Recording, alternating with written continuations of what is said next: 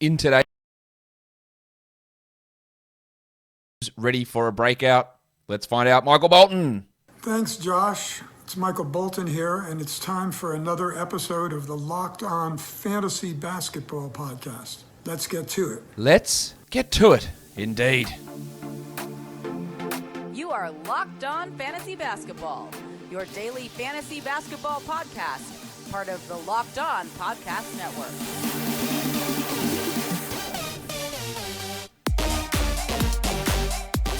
Hello and welcome to the Locked On Fantasy Basketball Podcast, brought to you by Basketball Monster. My name is Josh Lloyd, and I am the lead fantasy analyst at basketballmonster.com.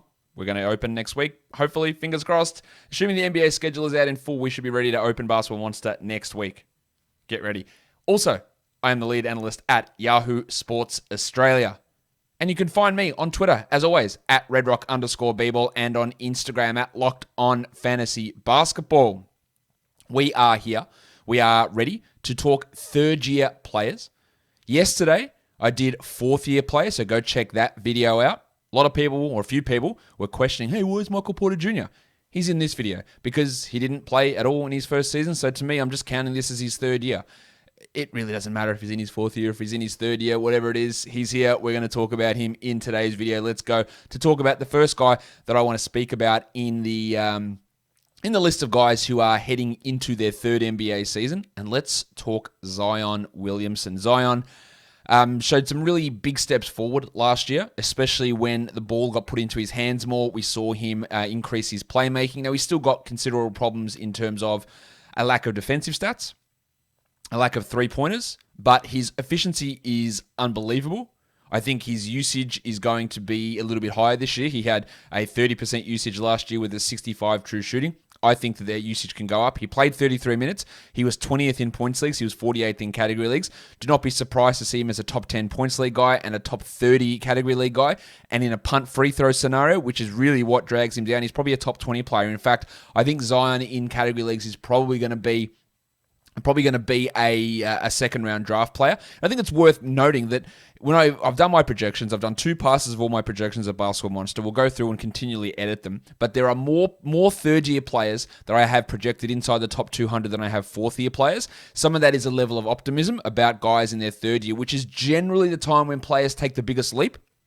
You get some third to fourth year leaps as well. You get first to second, but second to third is when a lot of big stuff tends to happen. And there are a lot of rotation players from that 2019 draft as well.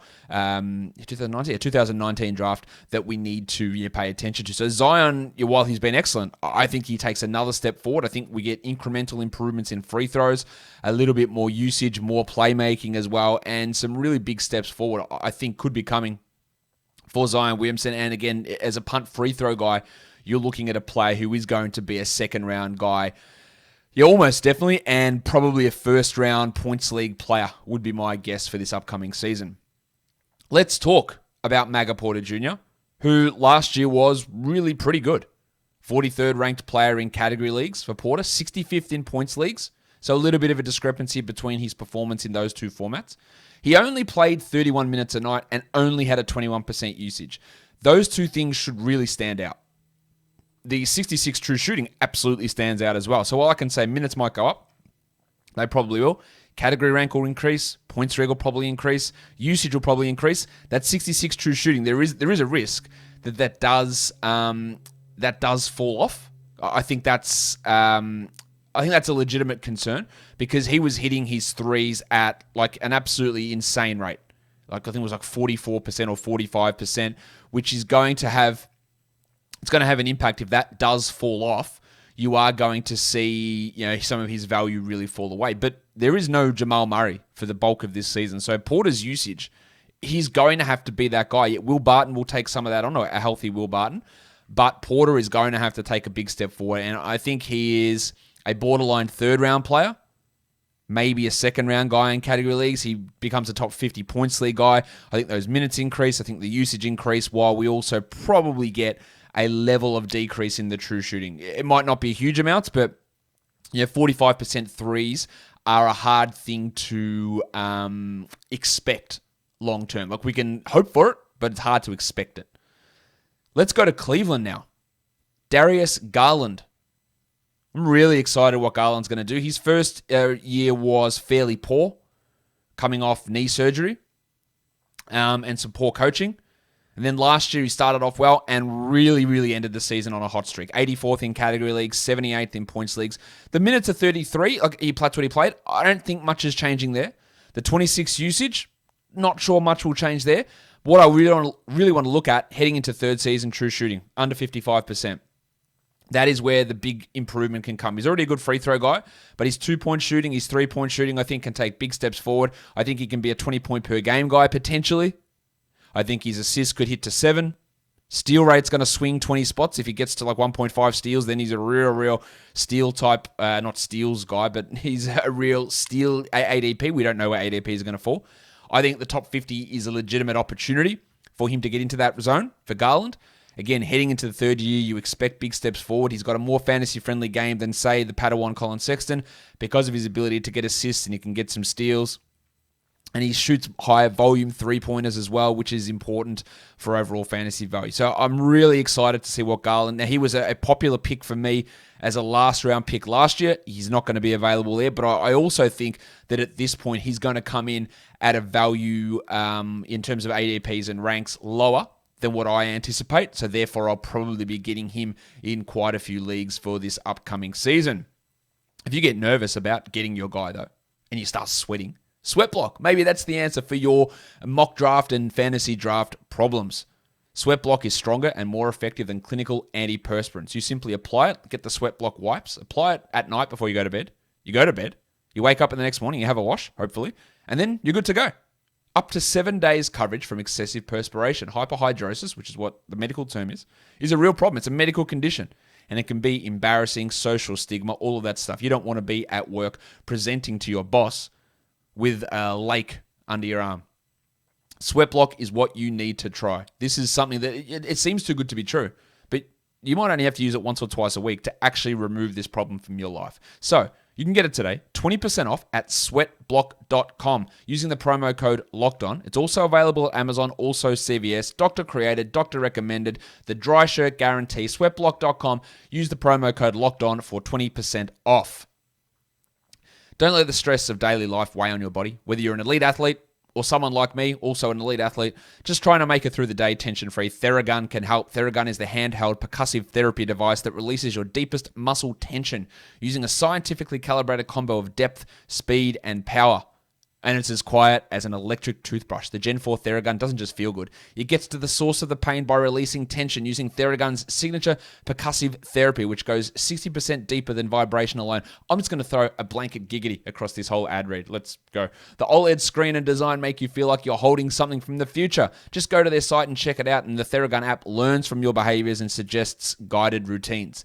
Theragun is trusted by 250 professional sports teams like Real Madrid and elite athletes like Paul George, DeAndre Hopkins, Maria Sharapova, and hundreds of thousands of customers and me. Try Theragun for 30 days starting at only $199. Therabody.com/lockedon. That's Therabody. Go there right now and get your Gen 4 Theragun today. Therabody.com/lockedon. Therabody.com/lockedon. Okay, who is next on our list? And it is the guy that was the number 2 overall pick in 2019, Ja Morant, who the discrepancy between his category league rank and his points leagues rank was enormous. 117th in category leagues, 58th in points leagues. He was unbelievably overrated in category leagues last year. People were drafting him at like pick 22, pick 23. Now, I had him too high at the start of the season. I think I had him in the 40s or 50s maybe. That ended up being way too high. I do have some significant faith that Ja's going to be able to improve and easily get inside the top 100 this season. His usage at 27, true shooting at 54, but then there's your thing, the true shooting 54. There is a risk with Ja, though, because of the hype around him, that he does get overdrafted because of what he did in the playoffs. I think the usage can go up. I think the true shooting is where we really have to focus, though. His free throws, he was 77 as a rookie, and he dropped way down last year. So there is scope for him to become a 77, 80, 82% free throw guy. And that changes. There's 30 ranking spots knocked off straight away. I don't expect Morant to be a high steals guy. Not banking on that. I hope his rebounds can improve because they were bad last year. And the other thing that always is going to hold him back at this point, a three-point volume. Tie that with efficiency and poor steals. That's why he's a poor fantasy guy. But I do think that we can get 50 spot improvement on that number really, really easily this year. So I do expect, although hard to say that Ja Morant's a breakout player given the amount of Dutch rudders that he gets across media and social media and fan bases and casual fans and all that sort of stuff. He gets a lot of Danish backhands, that's fine. But from a fantasy perspective, I think a real breakout's possible. I think a top 50 season is possible. I probably won't draft him there. Almost definitely won't draft him there. But that's going to depend on runs on point guards. If I need assists and shit, Ja Morant sitting there and I'm at pick 54, I might do it. Just to get 8 assists and 20 plus points. That's valuable in itself. And then if the free throws come along and then we get some steals maybe and we get more 3-point confidence and 3-point volume, then things can turn around. Really, really interesting to see where his ranking and ADP comes out, but I'm expecting a massive improvement from where he was last year. I don't know if it'll come true, but I'm expecting that. PJ Washington Jr. is on this list. I'm not sure that he is going to be a big breakout guy. It is his 3rd season. Again, the number that sticks out there like dog's balls is the true shooting. For a center at under 55% is pretty bad. He was 79th in category leagues, 90th in points leagues. He played 31 minutes, but with Mason Plumlee and Kelly Oubre arriving, I'm not sure that there is scope for usage and minutes to really jump that high. I have him penciled in to be the starting power forward, but maybe they put Miles Bridges as the starting power forward and run PJ as a backup 4-5 off the bench. Hopefully they start Washington at the 5, but I don't think they will after trading for Plumlee. So while I look at this usage and minutes and go, well, it's 3rd year, maybe this improves, I'm not convinced it does. The true shooting can, really easily. Like that should improve. But I'm not 100% convinced that everything else does there. He needs to improve that efficiency. He's a good 3-point shooter, but the 2-point volume for him or 2-point shooting can be a real problem. And I do think he's going to be a solid late round guy. I'm not sure there's as much upside in taking him with like a Garland or a Morant or even a Michael Porter who should see, even a Zion, who should see big, big spikes from numbers that they did last season. I'm not sure that Washington is going to be that guy necessarily. He could be, but I'm not going to put money on that being the case. Pretty excited to see what this bloke can do, but he is another player, and we need to be aware of this. Nickeil Alexander-Walker is his name, as I wait for the graphic to populate on the screen. Nickeil Alexander-Walker is a guy that, again, gets just absolutely rusty tromboned by people a lot. Because he's a guy who, Mamba mentality, takes shots, he's fearless. And a lot of the time those don't go in, he doesn't pass, he doesn't defend. And they can be problems in terms of on-court play, but people love him. No Lonzo, no Eric Bledsoe. We did replace them with Devontae Graham. Josh Hart did return, and Thomas Satoransky and Garrett Temple are there. But at this point, I would think that Nickeil Alexander-Walker is the favorite to be the starting shooting guard for the Pelicans, next to Devontae Graham. Josh Hart will play backup 2 minutes, play a lot of backup 3 minutes as well. They don't really have a backup 3, and their rotation's low-key crowded. Let's say it is Graham and Alexander-Walker. There's Kyra Lewis. There's Josh Hart. There's Satoransky. There's Garrett Temple. There's Trey Murphy. There's Najee Marshall.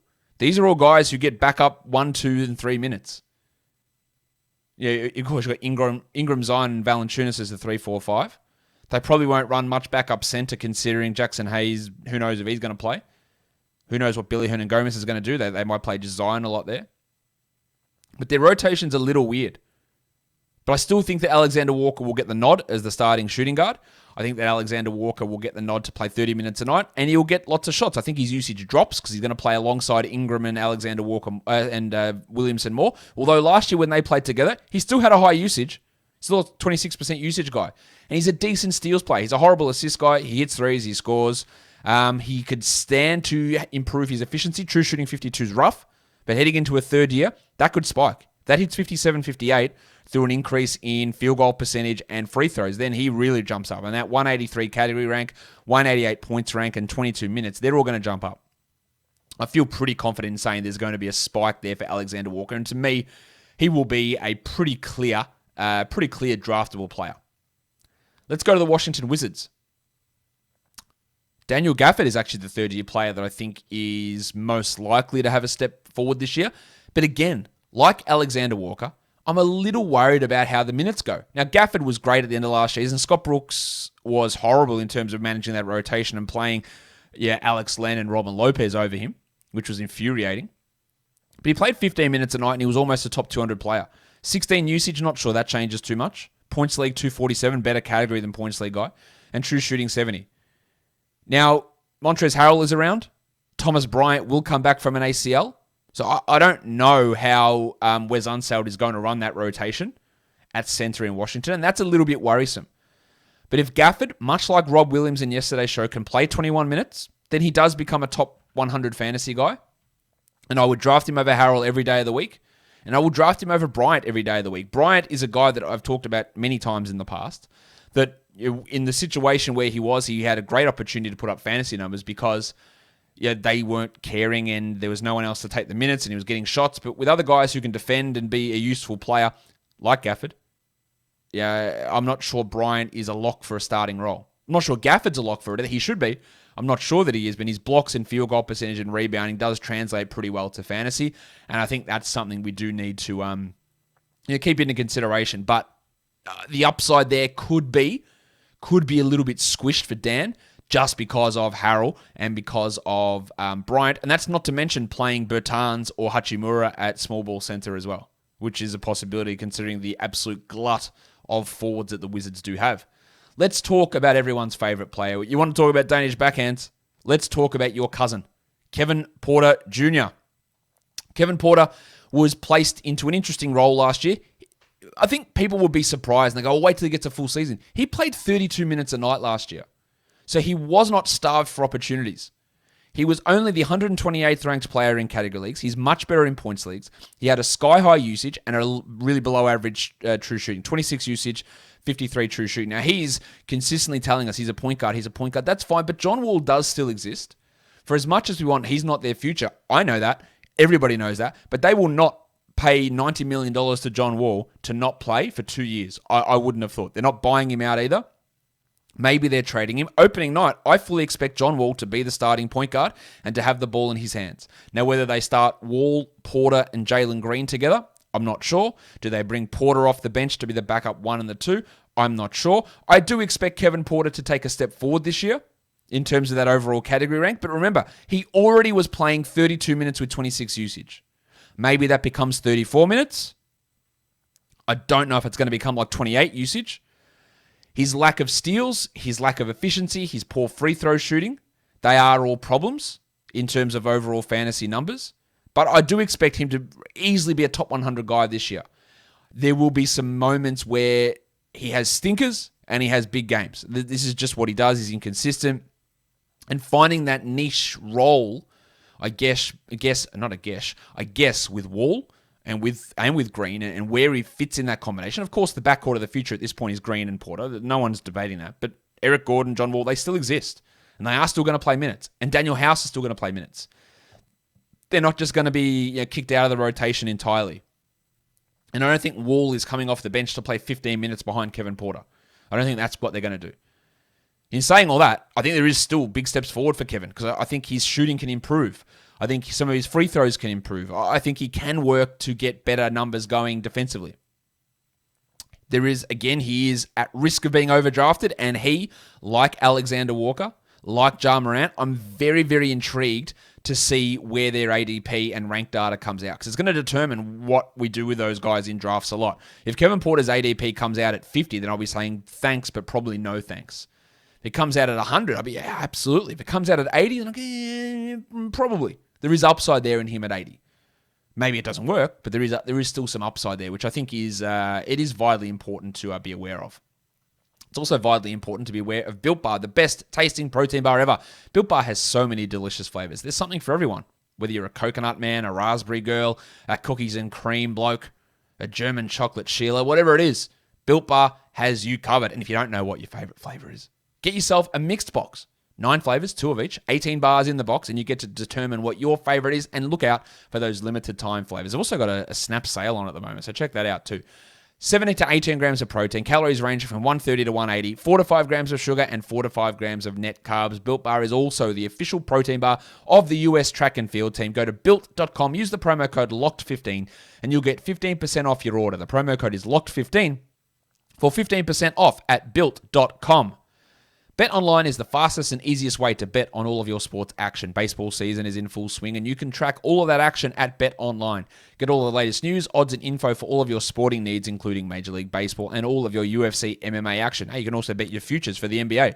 Before that next pitch, head over to BetOnline on your laptop or mobile device and check out all of the great sporting news, sign-up bonuses, and contest information. Don't sit on the sidelines anymore. This is your chance to get into the game as teams prep for their runs to the playoffs. Head to the website, betonline.ag, or use your mobile device and use our promo code LOCKEDON to sign up today and receive your 50% welcome bonus on your first deposit. BetOnline are your online sportsbook experts. Let's go to New York, and let's look at Rowan Barrett Jr., a points league player, a shit category league player in general in the past, heading into his third season. He had a 23 usage last year, a really subpar true shooting at under 54%. He played a lot of minutes. That's not going to go up, 35 minutes a night, and good in points leagues. What he obviously needs to do to take a step forward, Rowan Barrett, is be more efficient. He shot like over 40% from three, though, down the stretch. Still, for the season, had a 44% field goal with that 55 true shooting, also 54 true shooting. And he's not that great at free throws, although, again, that did improve as the season went on. He's a comically low steals player. He's not a high volume threes guy. And the worry I have here with Barrett for this season is while we can expect some improvement in efficiency numbers for him, we can expect some of that. Will that be offset by a lack or a reduction in usage because Kemba Walker and Evan Fournier are replacing Alfred Payton and Reggie Bullock, two really low usage players? I think that is a fear. I think that the 141 category rank for Barrett will improve, and he'll get better than that. Does he become a top 100 guy? I'm not really certain about that. Points leagues, absolutely. He's going to be a top 100 guy. I got no worries about that. But yeah, I do think we can. And I know Knicks fans love him, and they love talking about how disrespected he is. But there are pretty significant deficiencies in what Barrett's game is, and he needs to improve those from a fantasy perspective to get better. This next guy is a really tough one for me. DeAndre Hunter of the Atlanta Hawks. Started out last season absolutely on fire. Did it by shooting 13 percentage points better from free throw line.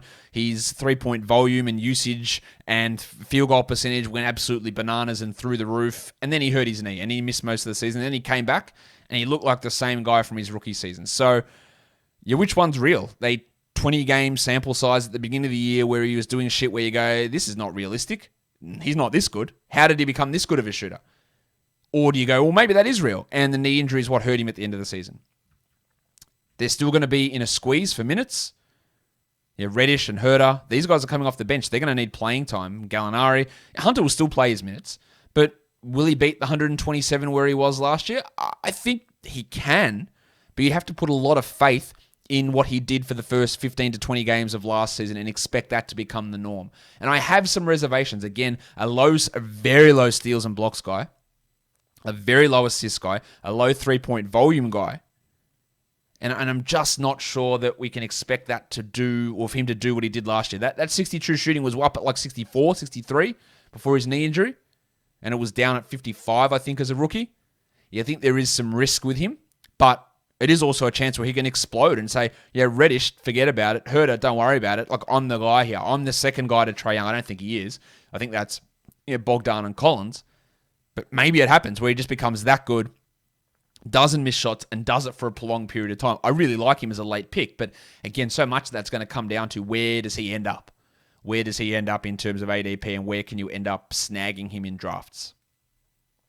Let's look at the next bloke. True. 0 people shouldn't have a hero. Yeah. Tyler Herro. Hero's going to come off the bench, no doubt about that. He was the 132nd ranked player last year in fantasy. He was, I'm completely lost my mind there. He was 104th in points leagues, played 30 minutes, had a 22 usage with, again, a subpar 54 true shooting. I think Bubble Hero is not something that we expect or we think he's that good. He's not. And it looks like the reports are that the Heat are going to be giving primary backup point guard role duties to Gabe Vincent. So that does impact Hero's value because Lowry and Robinson will start. Herro will back up Duncan. But if he's not going to get a lot of primary backup point guard minutes, then the value does decrease. He's still only 21, Tyler HERRO. He, like DeAndre Hunter and like RJ Barrett, comically low defensive stats. But I think if they're going to have Kyle Lowry replacing Kendrick Nunn not a passer, Lowry a good passer, HERRO's ability to have the ball in his hands is going to be significantly decreased. So I'm not sure that he's going to be any sort of breakout guy. I know people love him. And people think he's awesome. Maybe that's soured a little bit after last season. I'm not expecting huge things from him. I am expecting a pretty interesting season from this bloke, though. The swimmer, Jordan Poole, for the Golden State Warriors. Klay Thompson, from my understanding, will not be ready to begin the season. I don't think we even get Klay Thompson before December. Remember, he tore his Achilles in November last year, coming off a torn ACL. Some Achilles guys, they can come back in 10 months. Klay's missed 2 years of basketball, and that was off a torn ACL as well. I don't think they're rushing him back. So maybe December, maybe January. Somebody needs to start with Klay out. Kelly Oubre's gone. It's going to be this bloke. It is going to be Jordan Poole. I don't think it's going to be John Kuminga. I don't think it's going to be Modi Muzi. When you look at Moses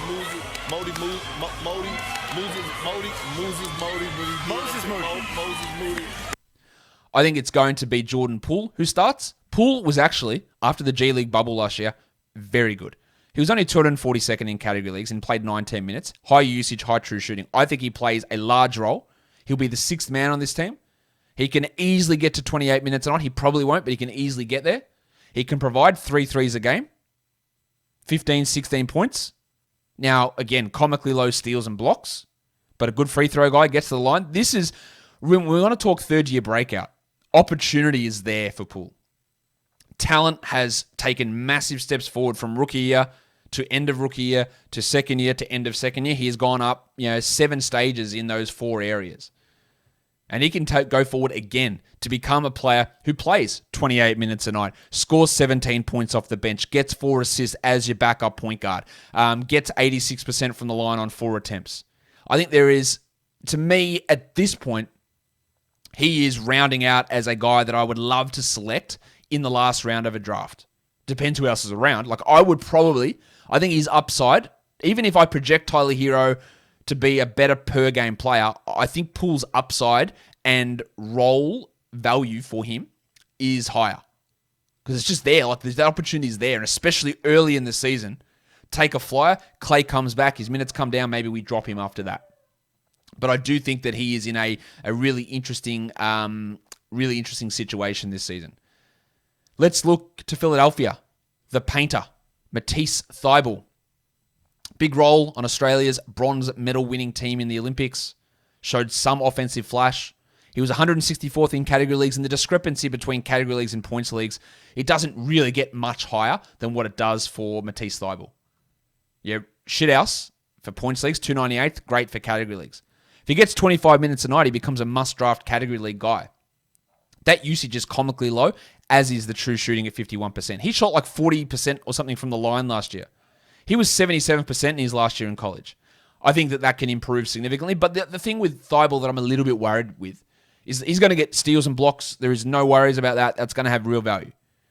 There are a lot of people saying, I think his offensive role is going to expand. Is it at the expense of who? Simmons is still there. Tyrese Maxey, he's going to get a bigger role. Danny Green, Seth Curry, none of those guys are losing minutes. Shake Milton's still in the mix so that Thybulle can play 25 minutes and start getting 16 usage. I just don't see how that's going to happen. Now, Doc Rivers will have to go, Matisse, you're terrible at offense. You're a terrible shooter. But let's just get the ball out of the hands of the guys that I know are good so that you can maybe show me that you can be below average. I'm just not sure that's going to happen.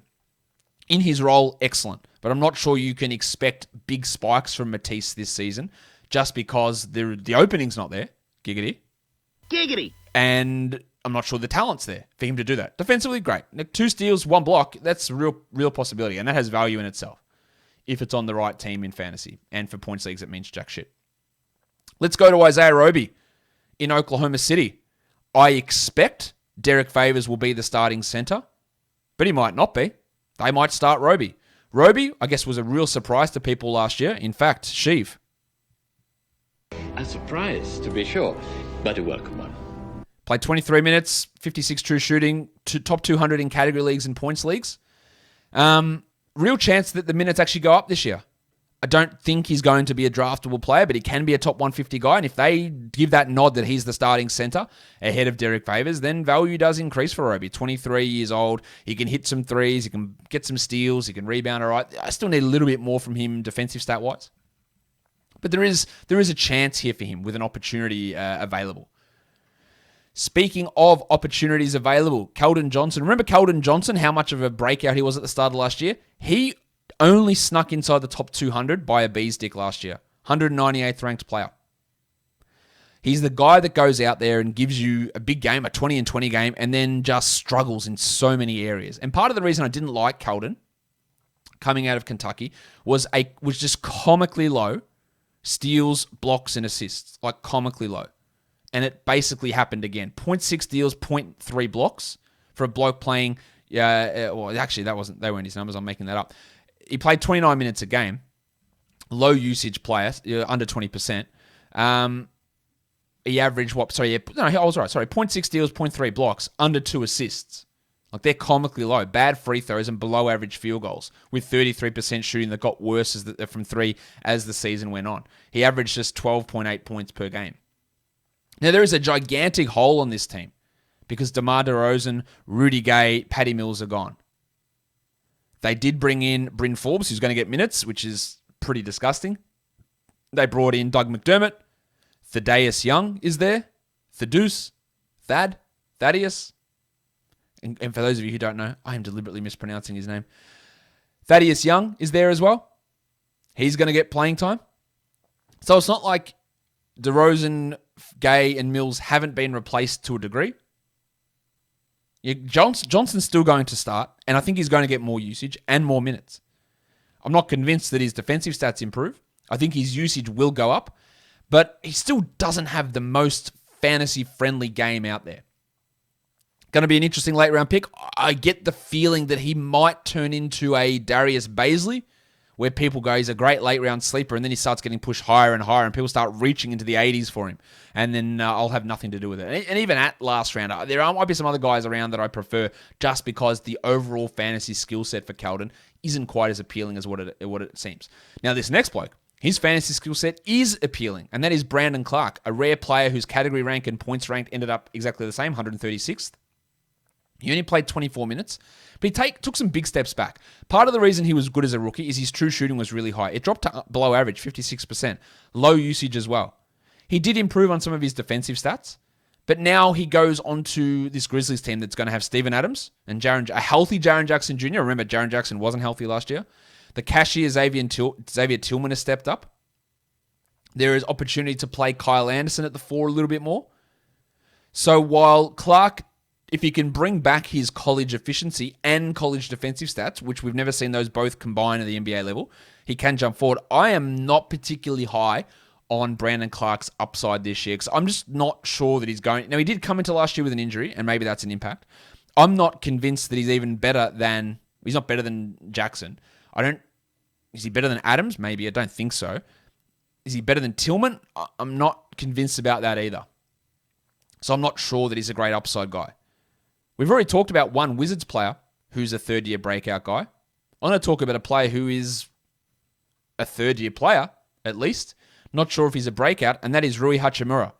Josh, you just hate Rui Hachimura. I actually don't. I think he's absolutely a great bloke. I really love him as a bloke. I think there's great stuff there. I also think that the way that he has been used and gifted minutes is not commensurate with his talent level. And for fantasy, he's just bad. He played 32 minutes a night last year, 193rd ranked category league guy, 146th in points leagues. And while we can say Westbrook's gone, so the usage will go up, and I 100% agree with that, that will happen. I am not convinced that means that Hachimura will be better this year.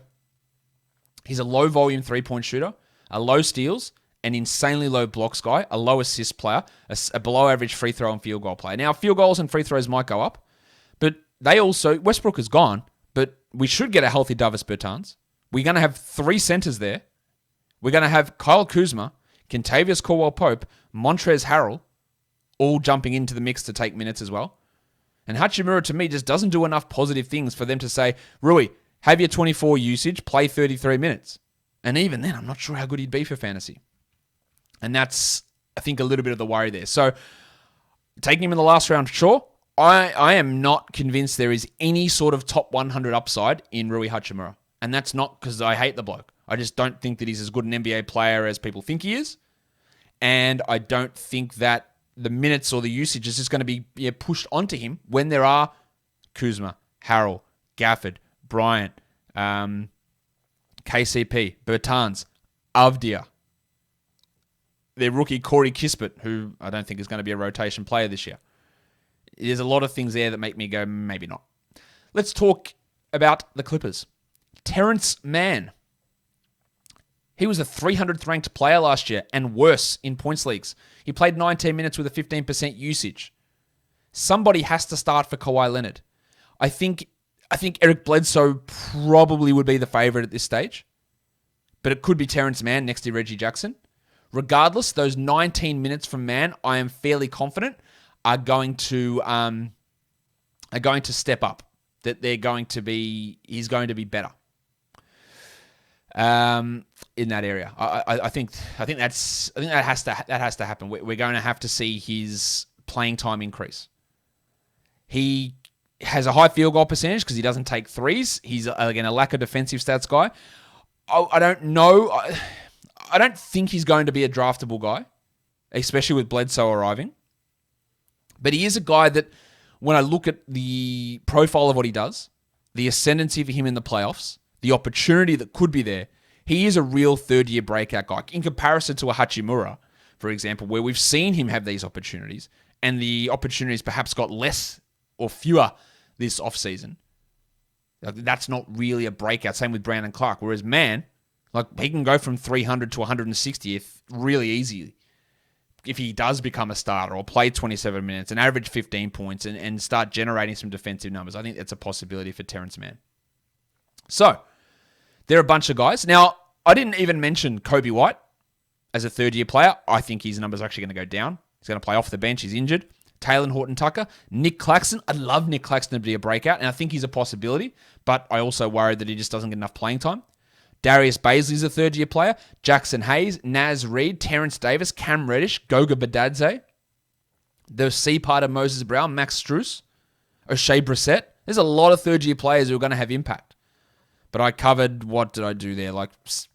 18 guys, 20 guys. Yeah, 20 guys there that I think have some chance that are at least important to talk about or have a breakout opportunity. I didn't talk about Chuma Akiki. I'm going to talk about him tomorrow's show because he is a guy that missed his entire rookie season. So we'll talk about Chuma in tomorrow's show. But now, follow this podcast, Apple Podcasts, Google Podcasts, Stitcher, Spotify, and on the Odyssey app while on YouTube. Thumb me up. If you could do it twice, I'd appreciate 2 thumbs up. Ring the bell. Leave a comment. I know you can't give 2 thumbs up, but leave a comment. All that good stuff, guys. We are done here. Thank you so much for listening, everyone. See ya.